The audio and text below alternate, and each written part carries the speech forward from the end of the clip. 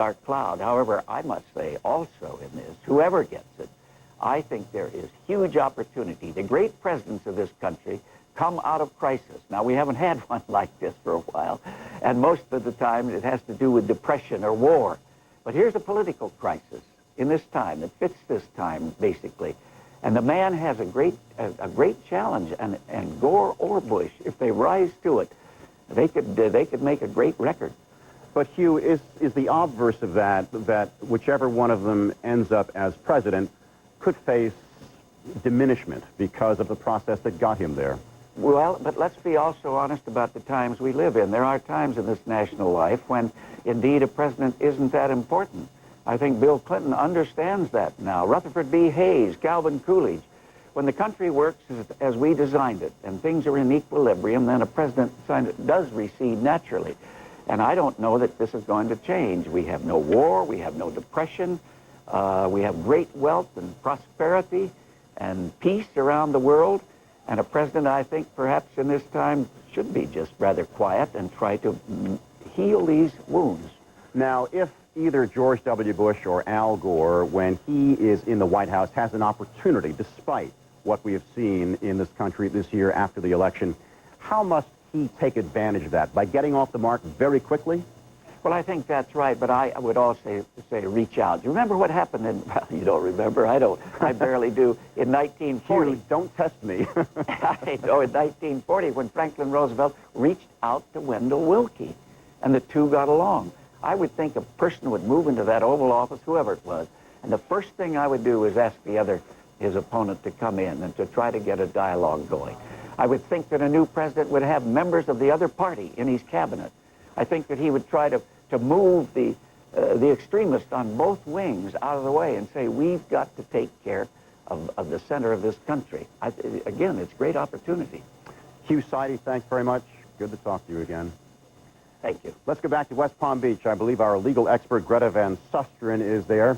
Greta, how much pressure is there on this federal judge to act with dispatch on this Republican request for an injunction?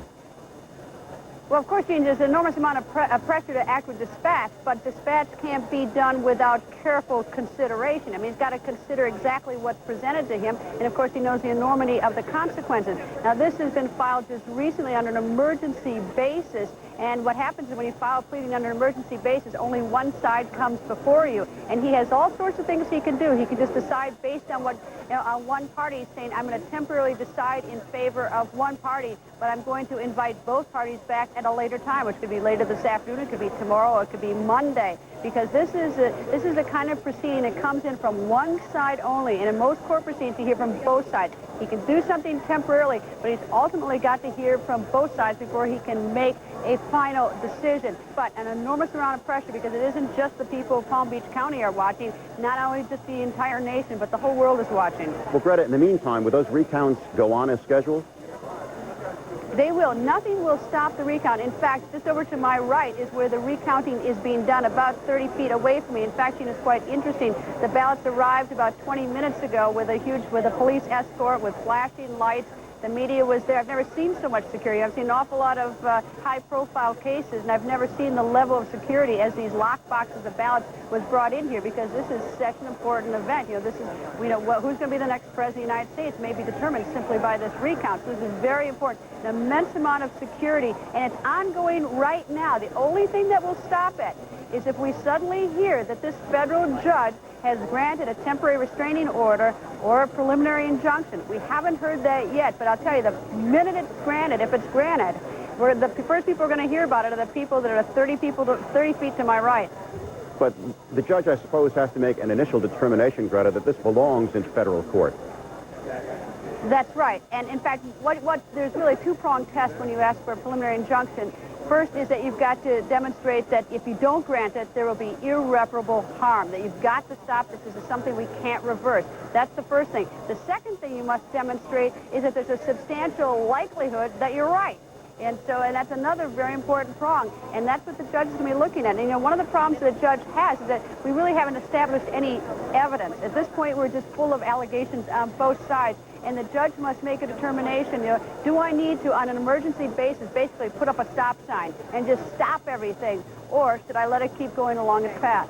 Greta, how about the strategy? Oh, let me add one other thing. Let me add one other thing. It could be that the judge could say, I've got to put a stop sign up right now and stop this. And then he'll bring in the parties on both sides. You could do it this afternoon, tomorrow, Monday, Tuesday, Wednesday. And then, after hearing from both sides, he could pull that stop sign and say, look, my initial decision was one that I don't think should stand, and lift the stop sign. Greta, how about the Bush camp strategy of going into federal court rather than state court? Well, lawyers always sit and talk about each other's strategy. I mean, they believe that these are important federal questions, and that's the proper authority to do it. Frankly, I'm not surprised if they go into federal court. We as lawyers sometimes think federal court has a little bit more muscle, a little bit more scare power to our opponents. But the point is that they go to the court that they think has the most authority over the particular issue. You can't just go into federal court anytime. You have to raise federal issues, fairness issues having to do with constitutional rights oftentimes in order to get into federal court. But they've got a lot of smart lawyers on both sides, and the lawyers on behalf of Bush-Cheney team believe that the federal court here here is the one to go to. And Greta, finally, what do you think the American people will make of the phrase "armies of lawyers" in Florida? Well, that's, I don't know if I'm the one to ask. It's like saying the fox ought to guard the chicken coop, because I'm one of those armies of lawyers in this country. Well, let me feed one back to you, Gene. You know, politicians for years have been saying that the judicial system is broken. Well, two things. One is their system looks a little bit broken, number one. And number two, they're coming to my system for help. So there you go. And it was not lawyers who called Florida wrong twice. Thanks very much, Greta. CNN's coverage of Election 2000 continues. Join us tonight for a special report, The Florida Vote. That's at 6 p.m. Eastern, 3 p.m. Pacific. At 8 p.m. Eastern, tune in to Talk Back Live on the road. We'll hear from the people of West Palm Beach. And when we return for another special report on the Florida Vote, you can join us for that at 10 p.m. Eastern, 7 Pacific. Still ahead on CNN Saturday, America pauses to remember its veterans. President Clinton is part of today's ceremony for a groundbreaking for the World War II Memorial in Washington. Stay with us. You probably think you're taking good care of yourself. Plenty of exercise, a balanced diet. So why are you confused about butter and margarine? Try Revolutionary Smart Balance Buttery Spread. The delicious spread with no artificially hardened oils, no hydrogenation, and no trans fatty acids, naturally. The Smart Balance blend is patented to help improve the ratio of good to bad cholesterol. Now that tastes like real butter. Smart Balance Buttery Spread, an essential part of the Smart Balance food plan. In my car, my dog is no longer fat and slow. He is a god. A fast, beautiful, drooling god.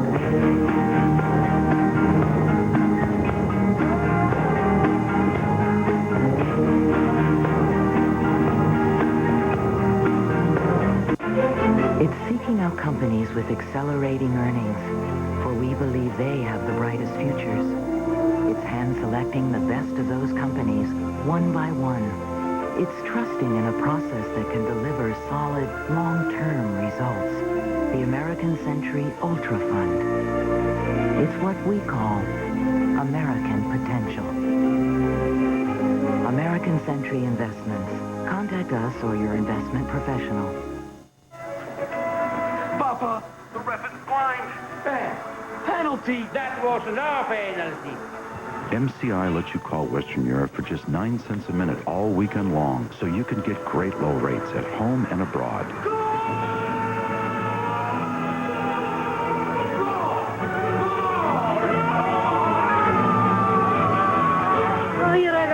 Call 1-800-476-SAVE to sign up now and get 1 hour of free calling to anywhere in the world. Tonight on a special edition of Reliable Sources, join Howard Kurtz as he talks with news legends Dan Rather and Sam Donaldson.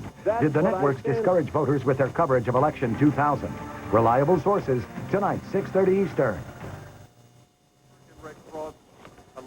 The scene is Washington, D.C., and it's a poignant picture there. President Clinton and the man he defeated for president in 1996, Bob Dole, the former senator.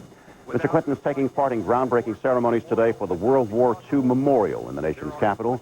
And when the president speaks, we will bring that to you live.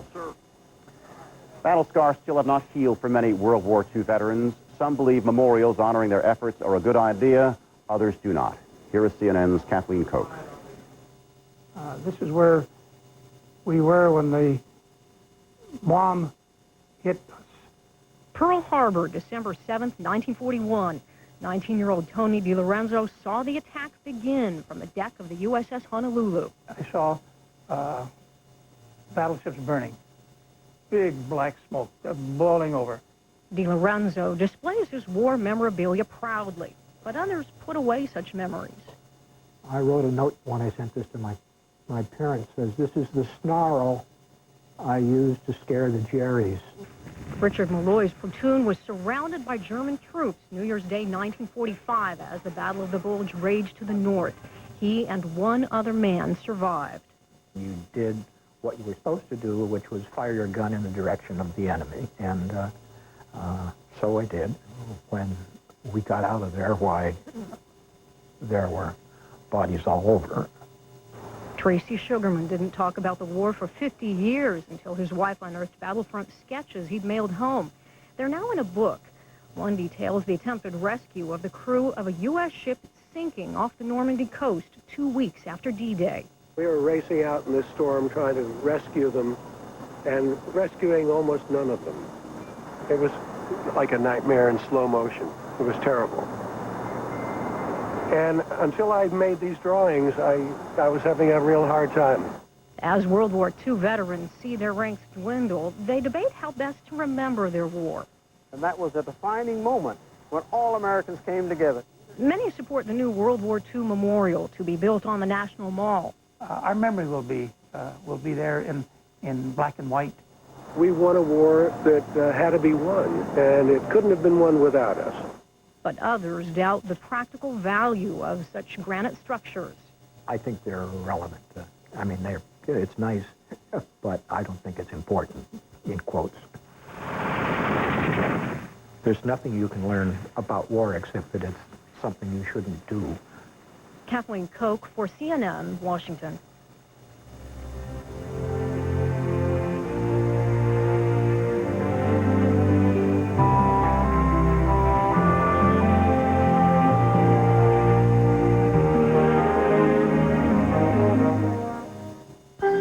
Introducing the latest in all-weather gear from LL Bean.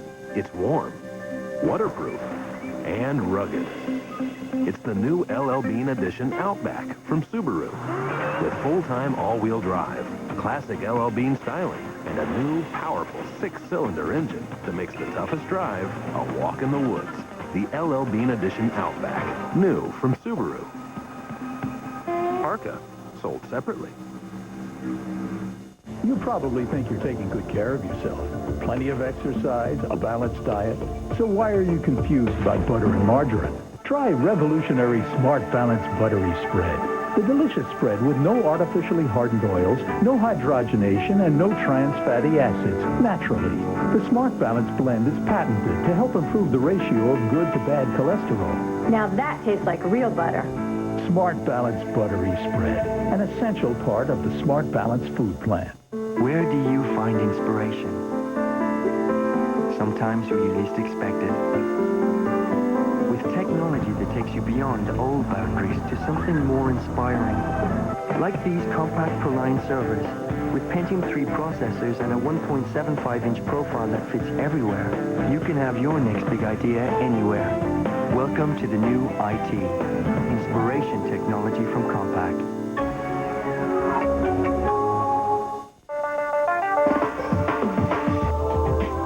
The internet is faster because of us.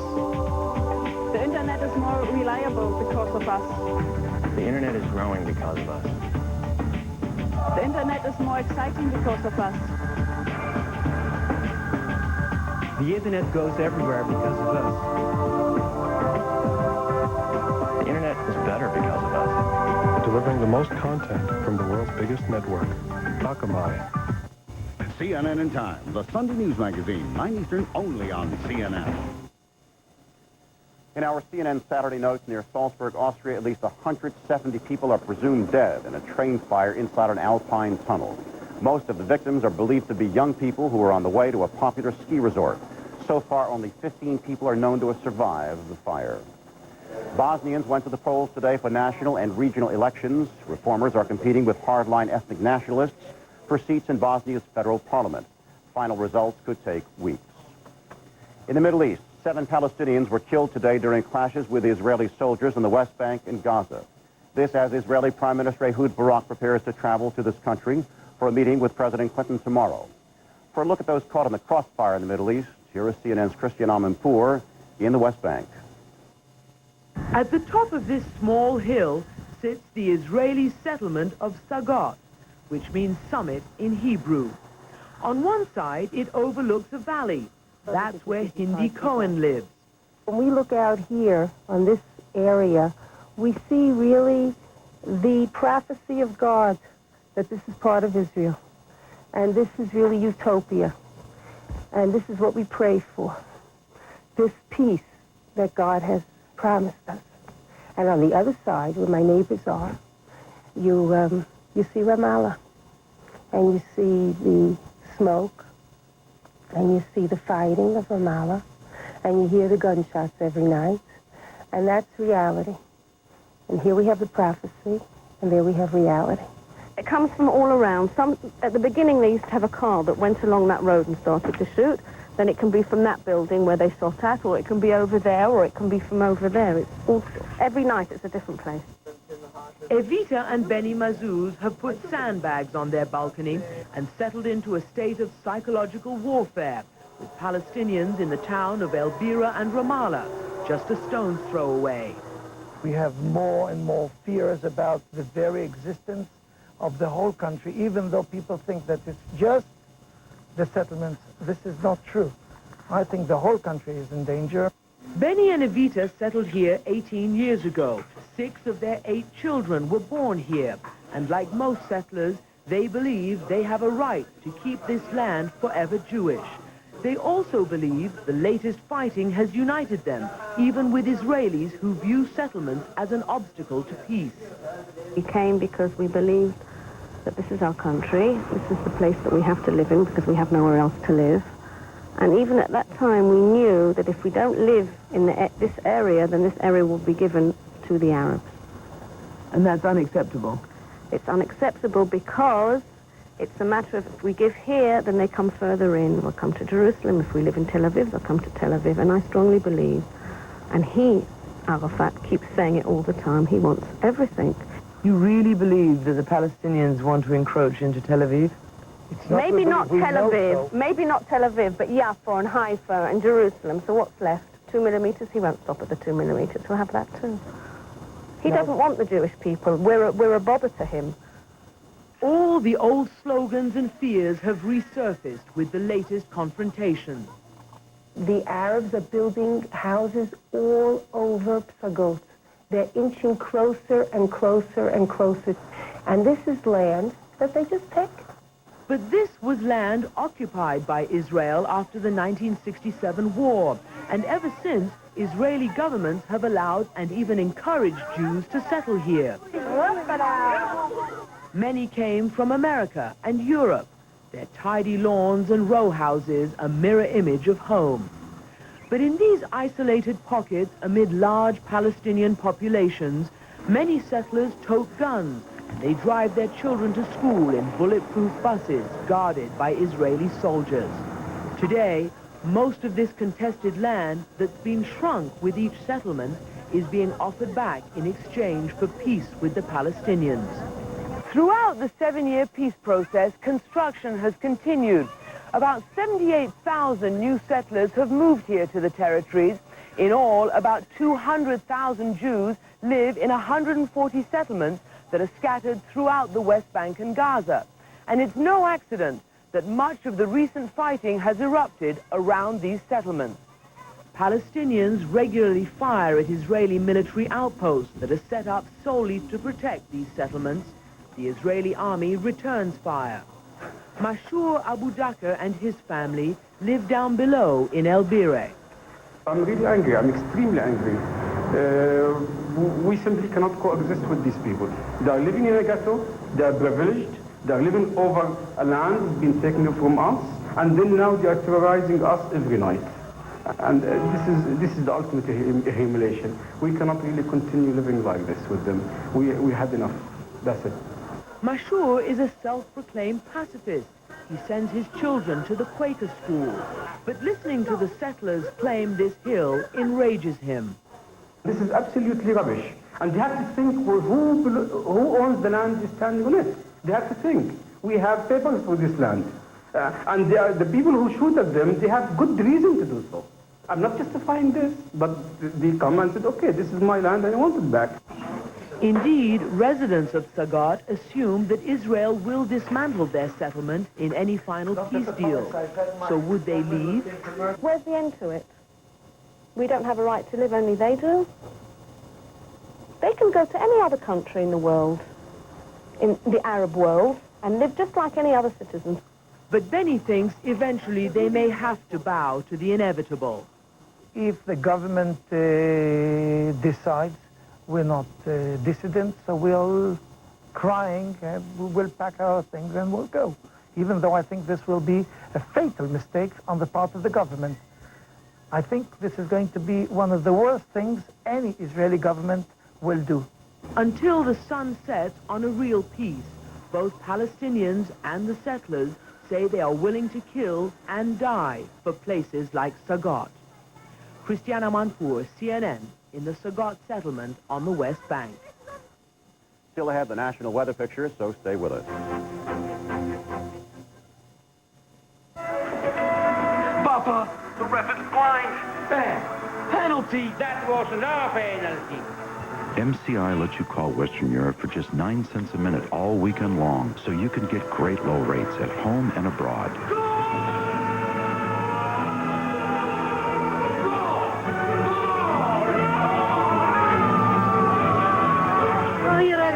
Call 1-800-476-SAVE to sign up now and get 1 hour of free calling to anywhere in the world.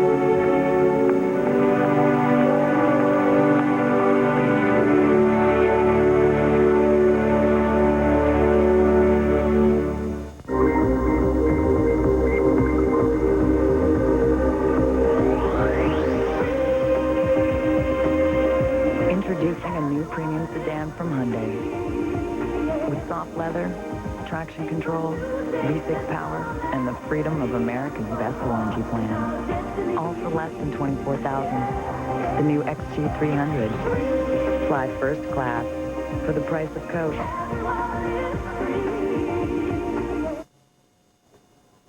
I'm not the only one outside the Beltway today. Andrew Humphrey is here as well, and he's got the weather outlook. Andrew? Thank you very much there, Gene. Well, we do have snow that we're talking about in parts of the Central Plains and Northern Plains. You can see that here in these areas of white throughout parts of Nebraska, Sioux Falls, South Dakota, spreading into parts of North Dakota as well. Further to the south, we have some ice that's starting to fall in parts of Kansas. So expect icy conditions throughout parts of central Kansas, spreading into parts, say, around Kansas City, also into parts of Missouri. So you want to be very careful, especially if you're driving or walking along some of the treacherous conditions across I-70. Further to the south, for parts of Oklahoma and Texas, we just have some rain that's falling. And behind this storm system, that is to the west of it, it's getting quite cold. Temperatures only in the lower teens, about 11 degrees in Big Sky Country. Denver only in the teens as well. And a lot of this cold air will continue to dive into the Rocky Mountain region and start to spread further to the east, with temperatures only in the 20s and 30s for highs today in places like North Dakota and also in South Dakota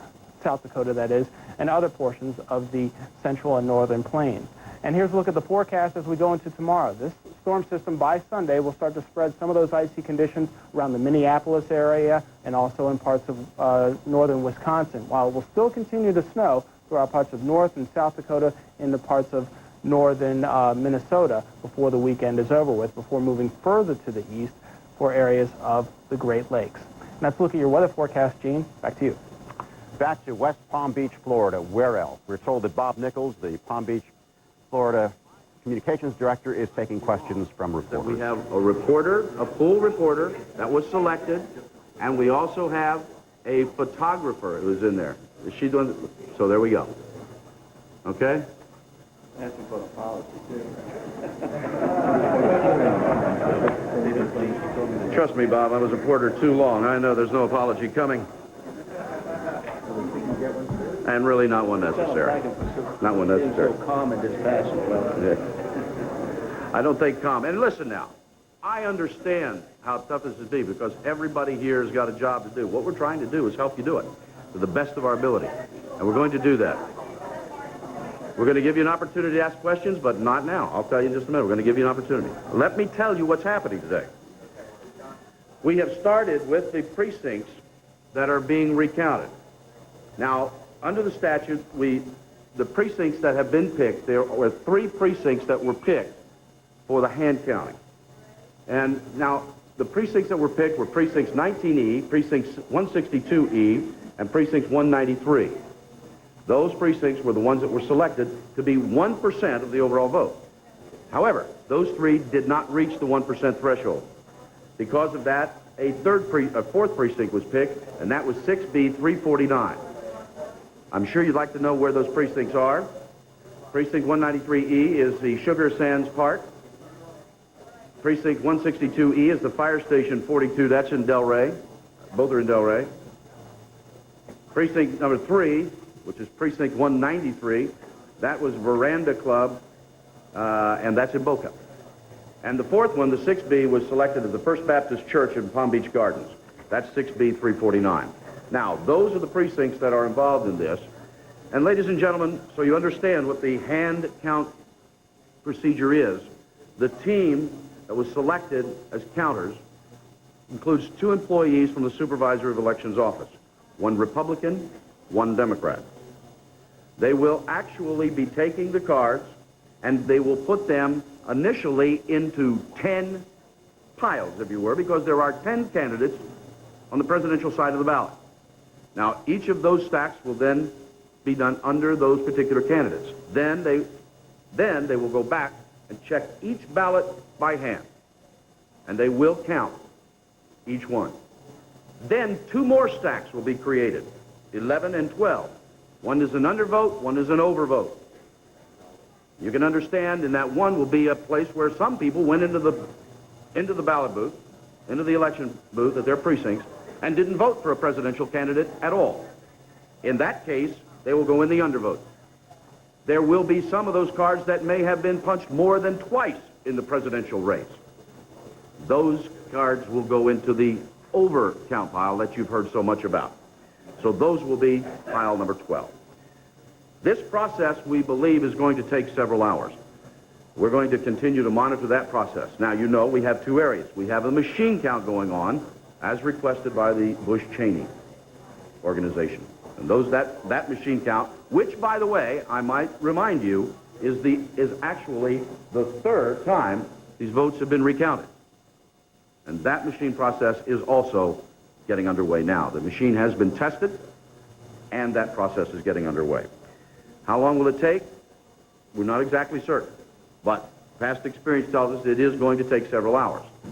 So we have tried to schedule another briefing at a point where you will get some interim information on that count.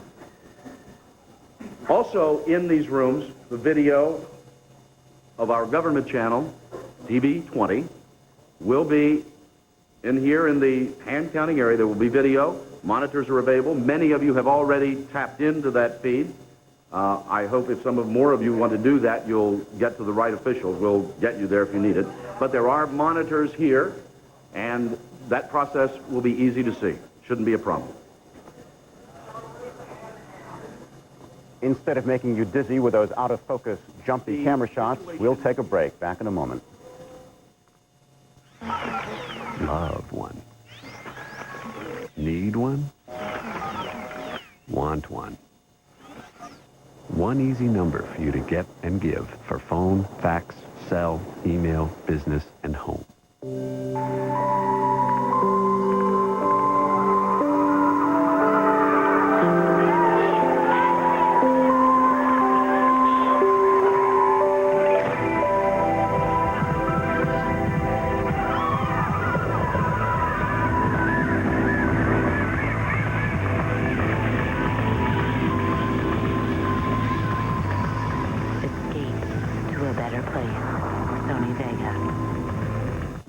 What brings broadband to the world?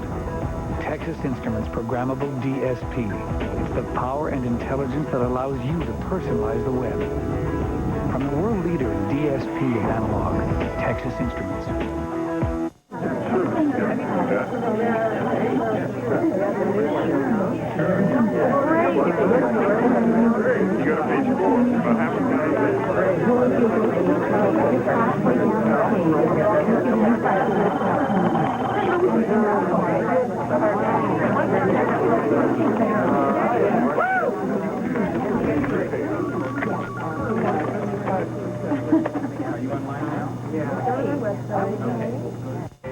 Sunday. Problems with your computer? Never fear. The Geek Squad is here on Business Unusual, defining the new economy in association with Arthur Anderson. Sunday, 6:30 Eastern on CNN. Sunday on CNN's Late Edition. Join Wolf Blitzer live from West Palm Beach, Florida, with representatives from both the Bush and Gore campaigns. Plus, the two other presidential candidates, Ralph Nader and Pat Buchanan, weigh in. Sunday, noon Eastern on CNN. Shortly, we expect to hear the latest from the Bush campaign, namely George W. Bush, the presidential candidate who would like to be president-elect, and his running mate, Dick Cheney. But as we wait for that, let's go back to John Zarella in West Palm Beach, Florida. John, exactly what's going on there at the moment? Well, Gene, we just finished up that news conference that we were in. We were watching and listening to that news conference where they were going over what the rules would be for both the media and how they would handle this, this manual count. Now, we have been saying right along that what they would do was divide it up initially into 10 stacks as they go through to do the hand count, one for each of the presidential candidates. Then they will go back after they've completed that and further divide it.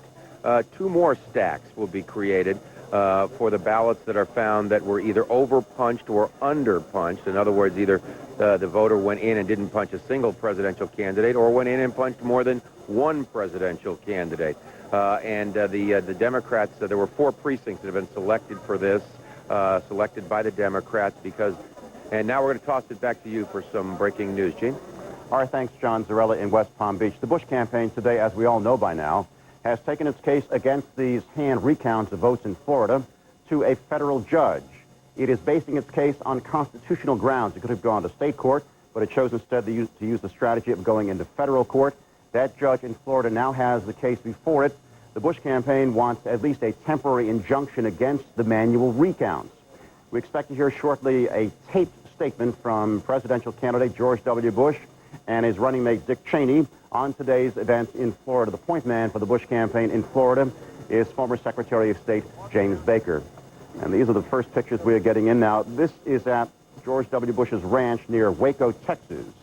You can see him there with his running mate Dick Cheney in the middle, walking to the microphones. And this, again, will be a follow-up to today's action by the Bush campaign, specifically by lawyers involved with James Baker, the former Secretary of State, asking a federal judge to issue an injunction against the hand recount of votes in Florida. Secretary Baker says this is the kind of recount that poses a great risk of errors or abuse. Democrats, of course, deny that, saying a hand count can be even more accurate than a machine count. And their argument is that there should be nothing put in the way of these manual recounts. What's got a name now? Semi-name. Pleased to welcome the Cheneys and Andy Card here, and we're just going to continue our discussions about the future. And as I said yesterday, I think it's responsible that Dick and I and others contemplate a potential administration. And so they've come, and we're going to spend the day here today. And First Lady Bush will be arriving here soon. It's nice to be out here in the country. Last night it was such a wonderful feeling when we arrived at Crawford at about 9:50 at night. Hey, please, it's not your turn. Sorry, the dogs wanted to have a few comments. What she says was, let's finish the recount. Anyway, arrived. Hey, Spotty, Gordon, somebody needs to take care of the dog. Thank you, Gordon. Just go ahead and throw the ball. Anyway, we arrived at Crawford. I arrived at Crawford with Andy, and about 70 of the townspeople were out there, just so sweet and nice and kind, and it just made me feel great to be here. They were just, I don't know if they still got the decorations on the gate or on the trees, but some of the town people decorated the highway in it. It's a wonderful feeling to be amongst friends. You have something to say, sir? Yeah, Lynn and I came down to Austin planning to spend one night in the hotel and then go on up to Washington Wednesday, and we've sort of moved in now to the hotel there in Austin for the duration. It's nice to get up here for the weekend. Kind of the governor and Laura to invite us to come spend some time here on the ranch, and we're not in a position clearly to be able to begin the transition at this point until the situation in Florida is resolved, but we can do some planning. We didn't have much time during the campaign to do a lot of transition planning, although some work was done by Clay Johnson. Right. And this is really the first opportunity this week we've had to sit down and spend much time thinking about putting an administration together. So we are doing some of that preliminary planning this week, and with Andy and the governor and myself. Governor, why did you decide to go forward and seek the injunction in Florida? I think you ought to call Jim Baker, let him. He made the explanation today, and I thought it was a very sound and reasoned explanation. And if you got any further questions about that, just call him. Call his office. He'll be the person in charge of explaining our position as to why we don't think there needs to be 3 elections.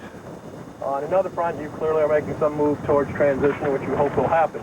What have you told your state staff about planning for a session? Have you told them to keep going forward? Yeah, I have. I mean, everybody's keeping their powder dry. It's an interesting period, Ken, where we're all in limbo, and that there are some responsible. Keep using the word responsible because I think the people of America understand that there's a very good chance that Dick and I will be the president and vice president, and we need to be, when that happens, we need to be prepared. This is awesome responsibility, and so we're planning. I've told the state staff to, be steady, and are they doing the preparations as if you might be there also? Do you have dual track? Well, we have been, as you know, it's one of the stories you wrote earlier this year. Congratulations for ferreting this out. I hope it keeps you in good standing with your newspaper there, but it's nothing's changed since you wrote your story. Oh, surely something has changed. No, well, we've had an election. We've had an election and we've had one count and we had another count, and fortunately we won both counts so far. But How stressful has this been for you? I feel fine. I really do. Very soundly, thank you. And I know we've got the best people on the ground in Florida. James A. Baker, people looking after our interests, and I feel great. Nice to be in the same bed 2 nights in a row. I know you mentioned the questions could be referred to Mr. Baker, but that's right. Do you feel that I feel you ought to speak to Mr. Baker. He made a very strong statement this morning. It explains the rationale for our decision. And if you've got any further questions, I really wish you'd refer to him. Yeah, Susan. Regarding this injunction, is this a way of saying enough is enough? Well, I think our attitude is that there are still absentee ballots to be counted. And this election will be determined after those absentee ballots have been counted. We've counted once, and we recounted in Florida, or everybody recounted. And we fully recognize there are some ballots outstanding from overseas, and the people ought to be included in the process. And it seems like to us that once those ballots are counted, we'll be able to determine who the president will be. Do you anticipate any action in states where you lost narrowly, like in Wisconsin or Iowa? You mean the new state looks like we may have won, which is New Mexico. We're very pleased that even though the election results were called by people on election night, they've counted and waited for all the ballots to come in, and it looks like we may have a narrow lead in New Mexico. No, all options are open, of course. But what will be good for the country is to have this election over with so that the new administration can do the people's business. And Governor, what do you say to those who criticize you today for ceding the high ground to the Gore campaign by being the person who filed? Well, there's 8 lawsuits filed already prior to us. And as Jim Baker said, if we'd be willing to withdraw that lawsuit, depending upon Vice President Gore's campaign's decisions. And we've had one election, then we recounted the election. Unfortunately, we came out on top both times, and and so the Secretary made a very strong statement, and I would refer all questions about that statement to him in his office. Given this is election, Spotty, please. would you consider appointing Democrats to cabinet? I think it's very important for us to get this election behind us, and I would hope someday that I'll be answering that question after this election is final. My infection? Well, I'm sure glad you asked. What infection? Oh, that one. I was hoping nobody would notice this Band-Aid here. It's good to see you, Susan. It's fine. It got pretty severely infected, and I had a doc look at it, and I'm taking antibiotics and putting on hot compresses, and it's beginning to retreat, thankfully. Governor, you're supposed to seek a mandate from the people, not a Band-Aid. Very good, Herman. Thank you all for coming. Patsy, the last time you were here was a little... Did you see it? Yeah, where'd you see it? Fabulous. Did you all see this? Did you record the stag? Yeah. It's a magnificent animal. Yeah. Oops. Sorry to spot the dog felt like she had to add something, but she's, I think she's as anxious as most Americans to find out.